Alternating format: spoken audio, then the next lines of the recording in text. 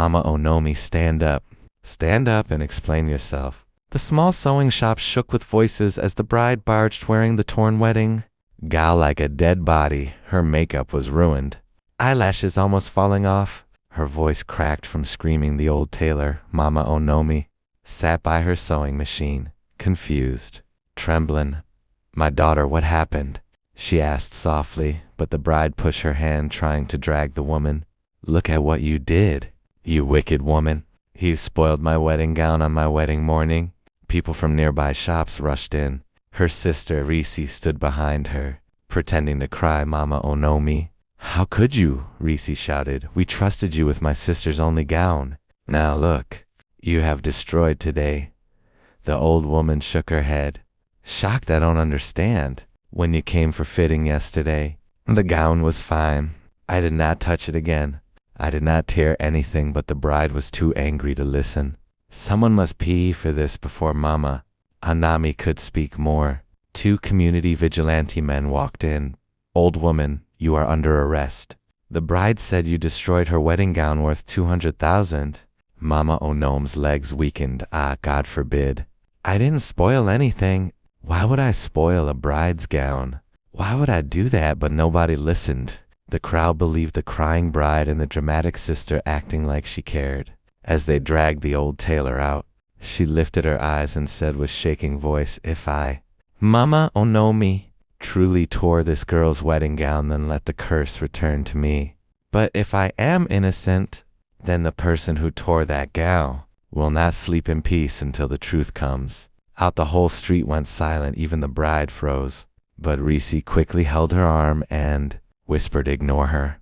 She's just trying to scare us. They marched the old tailor away, but just as they left, the bride suddenly felt a cold wind on her back, and Risi's hands began to shake only slightly, but she hid it. No one knew yet, but that curse had already landed, and the first person it touched was the real criminal. The sun was hot that afternoon, but Mama Onome felt colder than a woman standing inside a freezer. They dragged her to the community hall like a criminal. People gathered, whispering, ah, Mama Onome, she tore someone's wedding gown. Old age doesn't mean good behavior, oh. Some tailors are wicked like that. Every whisper stabbed her chest. Inside the hall, the bride stood crying dramatically. Beside her, Risi held a handkerchief, pretending to wipe tears. The chairman asked, old woman, did you destroy this girl's wedding gown? Mama Onome shook her head and fell to her knees instantly. Please, I swear on my gray hair, I did not touch that gown after the fitting yesterday. My hands are innocent. She knelt completely, both knees touching the dusty floor. Her wrapper dragged on the ground, but the bride refused to look at her. Stop lying, Mama Onome, the bride screamed.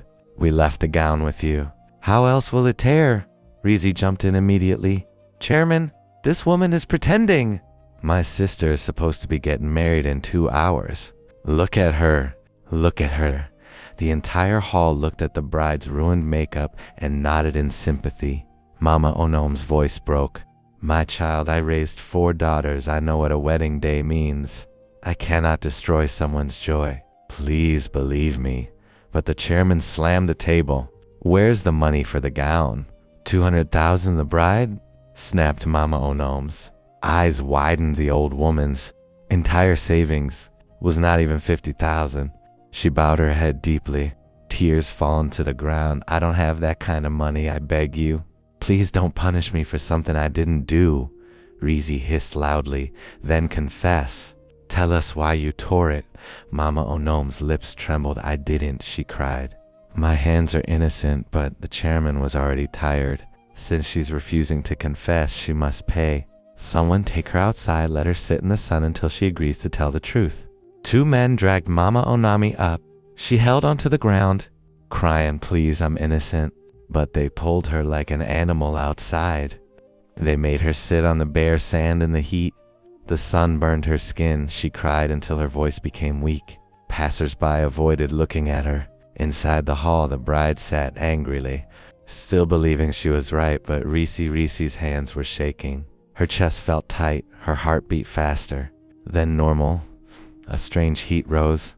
Under the skin of her neck, she swallowed hard. The curse was starting, but she kept quiet. The truth was coming slowly and painfully. By evening, the community hall was still buzzing. The chairman had tried talking to Mama Onome again, but she refused to confess to something she didn't do. That was enough for the crowd to brand her stubborn. Suddenly, a police van parked outside. The bride whispered to her sister, "Reese, are you sure this is necessary?" Reese nodded sharply. "Let her suffer. Let her learn not to destroy people's bridal gowns." The officers walked in. "Who is Mrs. Onome?" The old woman stood slowly, wiping her tears. "I am the one, madam. You're under arrest for willful destruction of property. You will follow us to the station." The hall erupted. People shouted, "Good for her, wicked tailor. She must suffer." Mama Onome's legs trembled. She fell to her knees again, crying, "Please, I am innocent. I did not tear anything but the—" Officers didn't listen. They lifted her by the arms and dragged her outside. The bride looked away, shaking, trying not to cry again.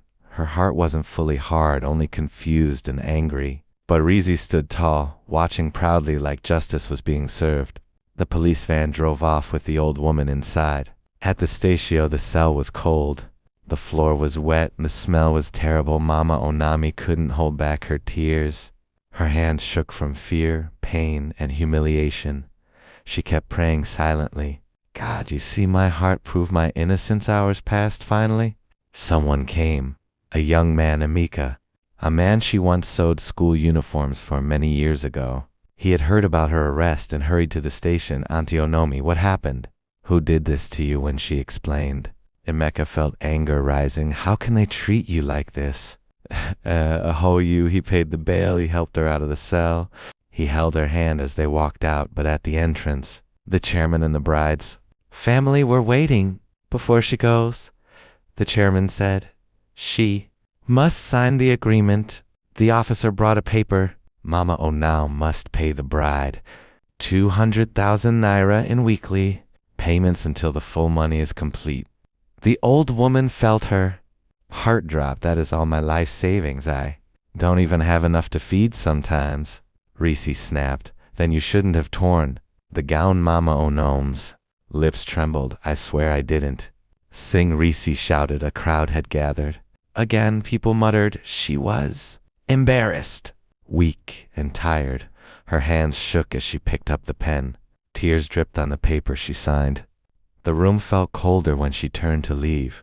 She whispered, barely audible, but heavy like thunder, "If I'm innocent, let the person who tore that gown pay with tears, and let her legs never no rest until she confesses." Everyone froze. Reese swallowed hard.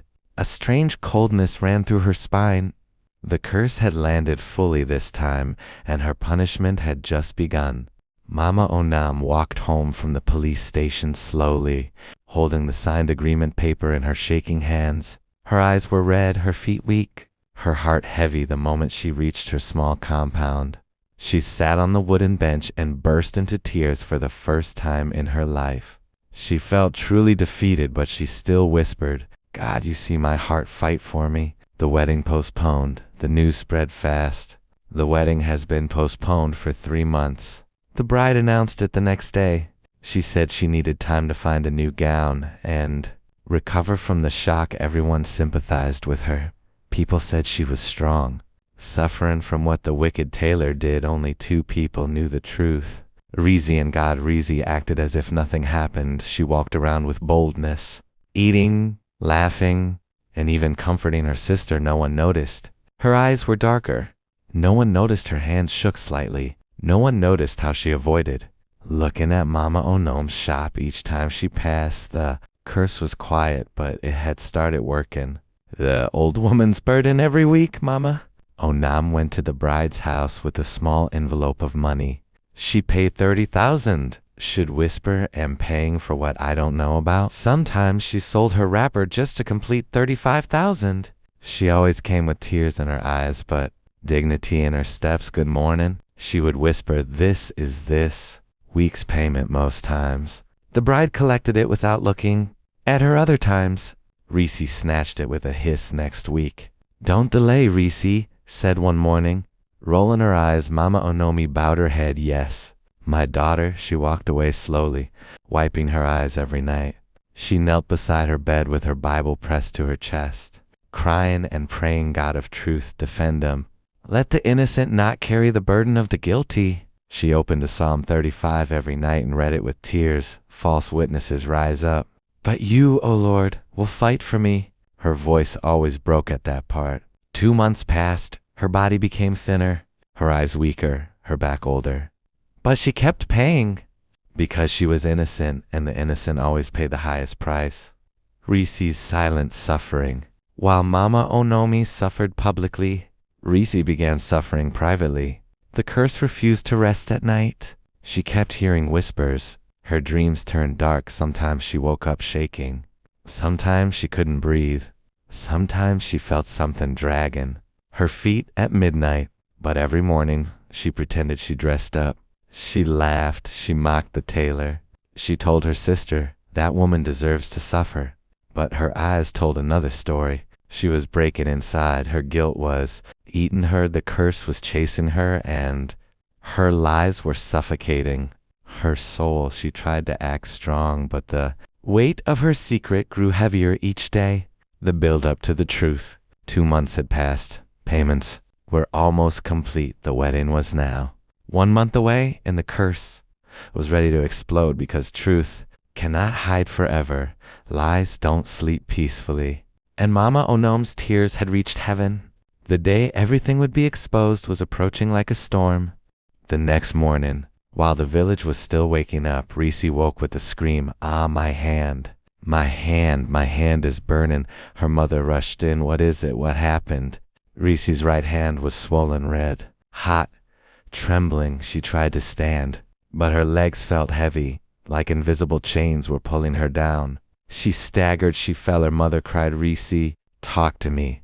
What is wrong with you? Reese shook her head rapidly. I don't know. I didn't sleep. My eyes refused to close. Something kept whispering my name all night. She grabbed her chest. It felt like someone was dragging my spirit. Mama, something is wrong. Her mother tried to pray, but Reese screamed louder. Stop, stop. My ears are ringing. Her voice echoed through the whole compound. The bride, her sister, ran inside.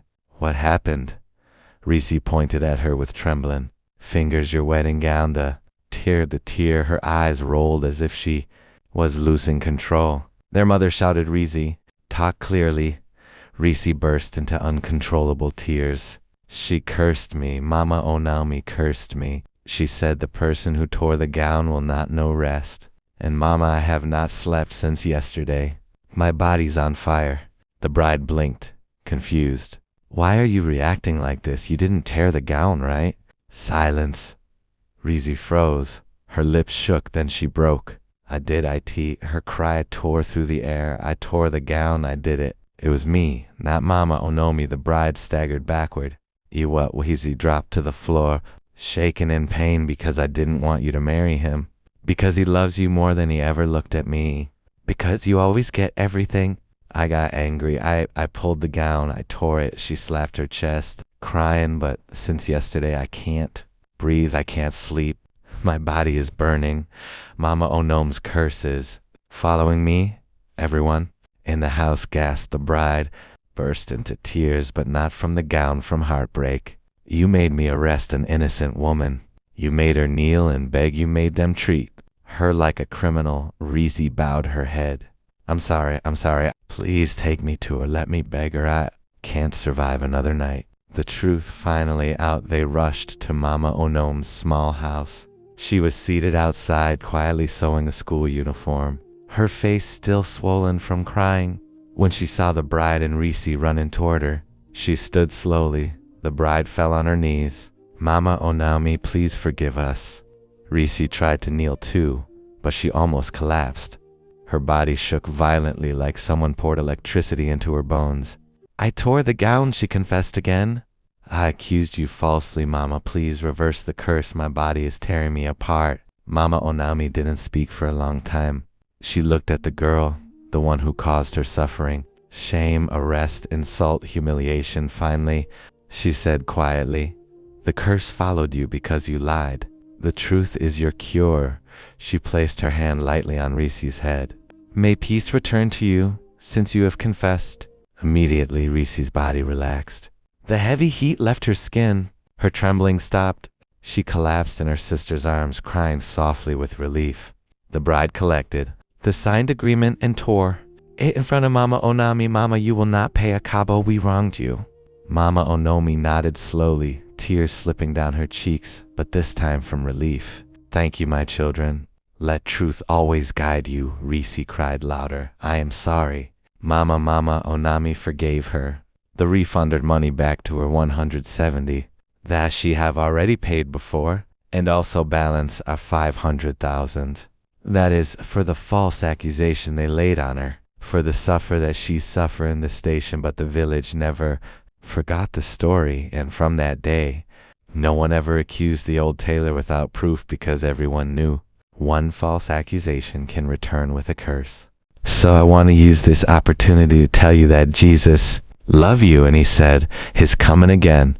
Me and you don't. No one is coming. He can come at any time we did not expect. It is now, that is not yet come, that we have the opportunity and the grace to repent and give our life to him now that we are alive. Give your life to him.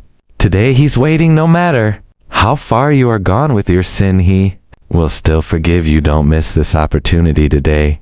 Thank you for watching. Don't forget to subscribe, comment, like, and share so you don't miss our next stories.